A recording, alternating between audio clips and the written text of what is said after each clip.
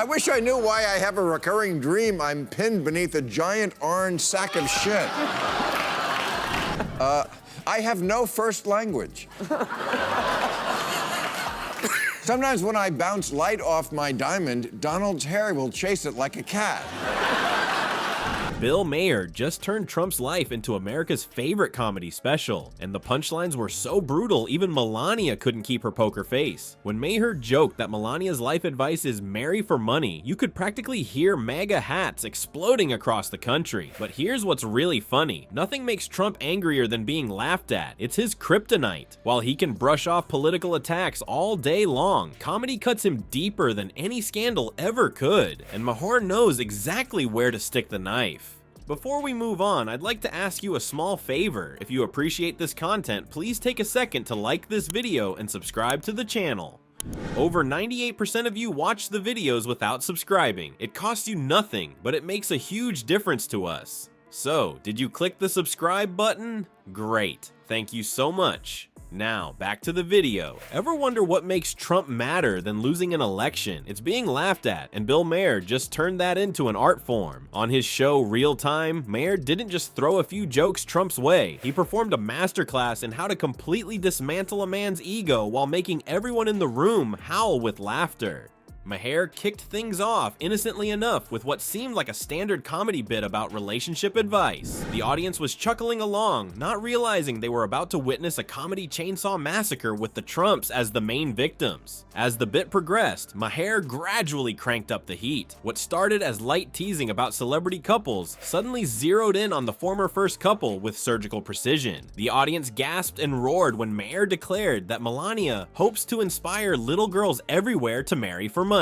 I hope I inspire little girls everywhere to marry for money. Oh, that's a story. But they left out my favorite feature in Us Weekly, which is the 25 things you don't know about me. Do you read about this? A line that cut through the fake smiles and rehearsed interviews the Trumps have perfected over the years. But Grumpy Trumpy's fragile ego really took a hit when Maher described Melania's recurring nightmare as being pinned beneath a giant orangey sack. The studio audience practically fell out of their chairs, not just because the imagery was hilarious, but because it tapped into what many Americans have long suspected about the transactional nature of the Trump marriage. Things you didn't know about Melania. In Slovenia, I was a catalog model, which is what you call a model you order out of a catalog. Melania Trump has been in the news a lot lately. I was talking about her in the monologue, and she's on the cover of Us Weekly with this cover. What makes Maher's comedy so devastating isn't just the punchlines, it's how he weaves uncomfortable truths into his jokes. When he ridiculed the former president's insistence that his marriage is perfect despite the countless times Melania has been caught on camera swatting his hand away, Maher wasn't just going for cheap laughs. He was holding up a mirror to the bizarre spectacle the Trumps have presented to America for years. I wish I knew why I have a recurring dream I'm pinned beneath a giant orange sack of shit. I have no first language. Sometimes when I bounce light off my diamond, Donald's hair will chase it like a cat.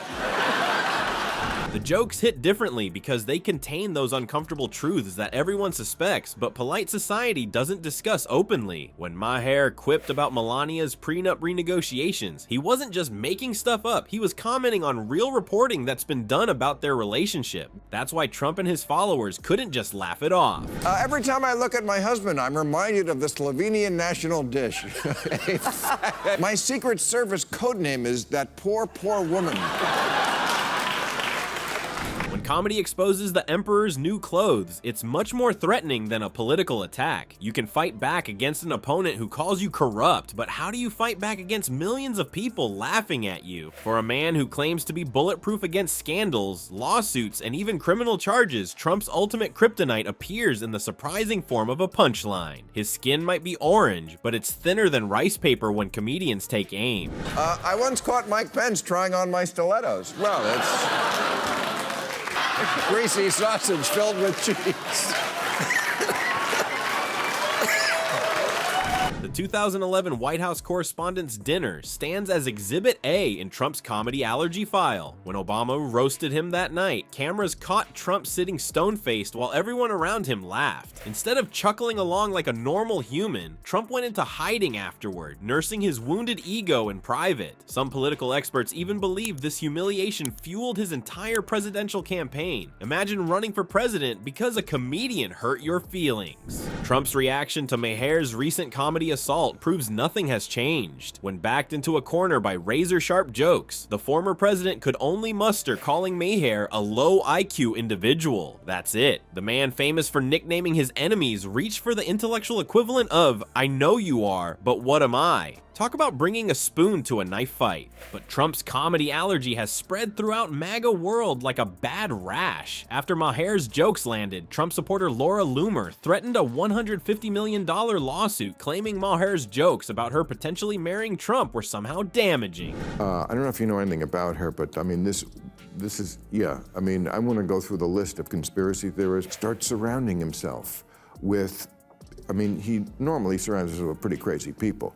But this Laura Loomer? Legal experts basically responded with LOL, good luck with that. Nothing says we're not a bunch of snowflakes like threatening 9-figure lawsuits over jokes. Trump's meltdown got even sadder when he had to air his grievances on Truth Social instead of Twitter. It's like going from shouting in Times Square to whispering in an empty Wendy's. His complaints about Maher reached a much smaller audience, making his reaction seem all the more desperate and isolated. I'd like to bring up the 10 Commandments when your candidate spent his life breaking all of them. Adultery? Check. Cursing? Listen, you motherfuckers. Check. Stealing?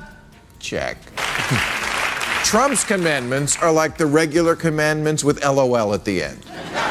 All this thin-skinned behavior exposes the ultimate contradiction of Trump's brand. He sells himself as the ultimate tough guy, the strong man who can weather any storm, but he completely crumbles when faced with a comedian's punchline. It reveals what might be his greatest weakness, an ego so fragile that comedy cuts deeper than any political attack ever could. So here's the thing about comedy and Trump. It might be the weapon we've been missing all along. While the FBI, Congress, and prosecutors have been busy building cases, comedians like Maher have been quietly dismantling the Trump mythology with something far more deadly: laughter. Political analysts have noticed something fascinating. Comedy is actually kryptonite for authoritarian personalities. When millions laugh at a powerful figure, that carefully constructed image of strength starts to crumble. Maher's routine wasn't just funny, it was subversive in the most effective way possible. Maybe we've been making a huge mistake these past years, treating Trump's antics with serious political analysis when we should have been pointing and laughing the whole time. The Orange Man can survive scandals and investigations, but the one thing his ego can't handle is becoming the punchline. Turns out Trump's biggest fear isn't prison, it's being laughed at, and that might be exactly how his house of cards finally comes tumbling down.